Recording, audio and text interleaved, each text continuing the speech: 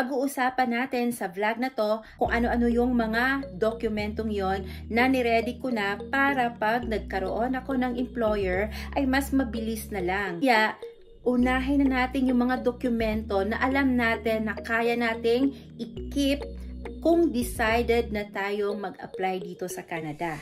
Hi everyone! Welcome to my channel. I'm Jen and this is my 4th vlog. Sana po ay magustuhan nyo ito at may matutunan tayo kahit papano. Nais ko pong pasalamatan ang lahat ng mga nag-subscribe at sa mga magsasubscribe pa lamang. Shout out muna tayo kay Ma'am Grillian Oy Vlogs. Ang comment niya ay nakaka-excite naman pong pumunta dyan sa Canada. Wala pong posible. Basta nakafocus po tayo sa goal natin, wag po nating tigilan ng ating mga pangarap para sa mahal natin sa buhay. Kaya yan. At shout out din kay Dakilang TV 2180. Ang message na ay talagang nakaka-inspire. Talagang matatouch po kayo. Maraming salamat po and I am happy to help po in my own small way. At shout out din kay Miss Jasmine sa Kilabon 6. Ang tanong niya po ay, di ba skilled po akong nag-apply at ano po ang work ko bago ako nag-apply dito sa Canada? Ito ang sagot sa katanungan ni Miss Jasmine. Bali po, may dalawang company akong natrabahuan sa Dubai sa pagtira ko doon ng 14 years. Isa po sa coffee shop as a store supervisor. Ang isa naman ay sa casual dining bilang store supervisor naman. Okay po? Pero bago ang lahat, panoorin nyo tong video na to. Ito ay step by step ng mga pag-apply ko dito sa Canada as a direct hire galing ng Dubai. Ang una kong babanggitin ay ang birth certificate. Dapat lahat ng miyembro ng pamilya ay may birth certificate at nakastamp ito from PSA. Pag meron ka ng mga birth certificate na nakastamp from NSO dati, ay i-consider din po nila. Kasi nung nag-apply po ako, since meron na po akong birth certificate from NSO, tinanggap naman ng IRCC. Wala naman po akong problema nun. At eto, napaka-importante. Pero idea ko lang to. Kasi problema in the future. Since andun na ako sa NSO noong mga panahon na yon, kinuhaan ko na din ng mga birth certificate ang parents ko. Pang-reference ko lang sa future. Kasi mahirap pong kumuha ng documents na wala tayo sa Pilipinas. Una, magastos. Pangalawa, kailangan ng SPA. Halimbawa po dito sa Nova Scotia, ang Philippine Embassy po ay pumupunta lang po sila dito minsan. Taon, 3 times lang or twice in a year. At may slot lang po yung appointment ng embassy pag pumupunta dito sa Nova Scotia. Kaya kung maaari po, lahat ng mga importanteng documents natin ay dadalhin na natin. Although, pwede naman tayo mag-apply online, pero hassle po. Why not? Dalhin na natin ang lahat ng mga importanteng document na kailangan. Kaya, sinama ko na din yung birth certificate ng mga parents ko. Pangalawa, passport.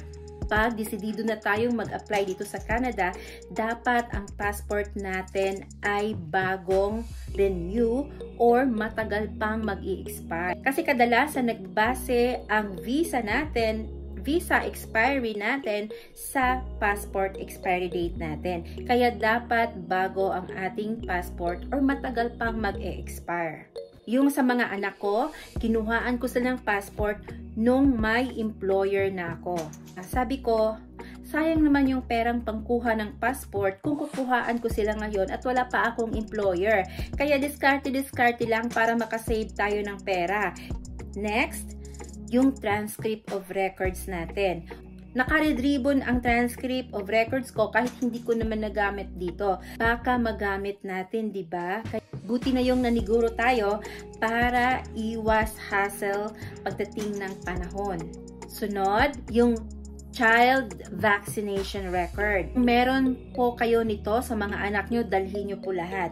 Pag nawala po ang child vaccination record, ay wala pong problema yan. Pag nag-enroll tayo sa school at wala tayong child vaccination ng mga bata, tatanggapin naman ng school. Nagbabase sila sa age ng mga bata.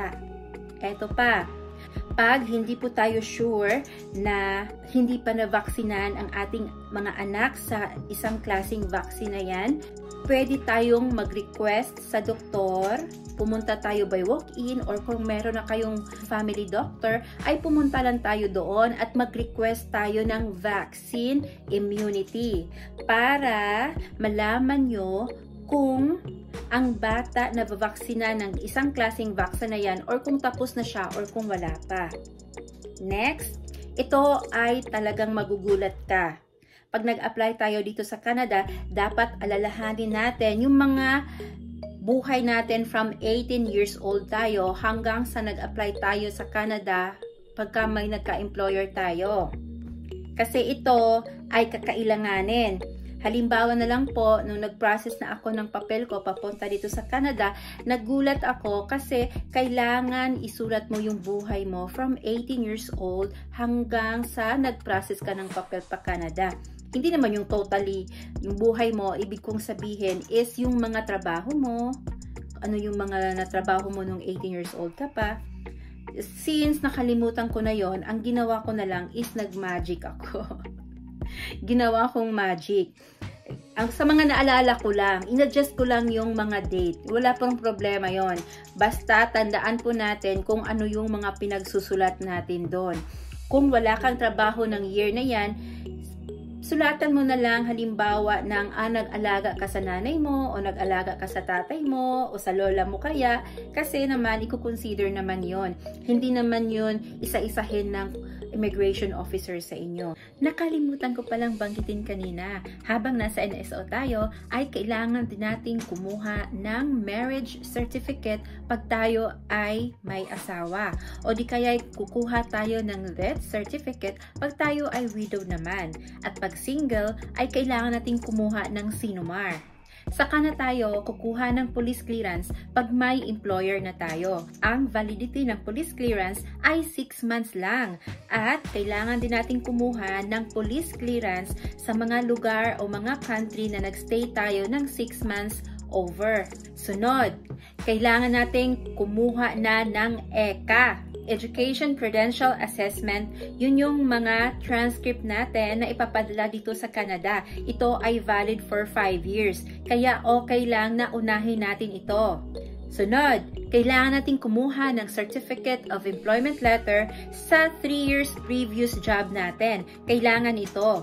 Saka na tayo kumuha ng Certificate of Employment sa bago nating company pagka meron na tayong employer. Kasi kadalasan ng mga company, pag nakatrabaho pa tayo sa kanila, ay hindi nila tayo bibigyan ng Certificate of Employment. Next, kailangan natin kumuha ng certificates ng mga trainings natin na related sa job na in-applyan natin. Although, itong mga certificates na to ay hindi naman na hinihingi dito kasi back to zero nga tayo dito sa Canada.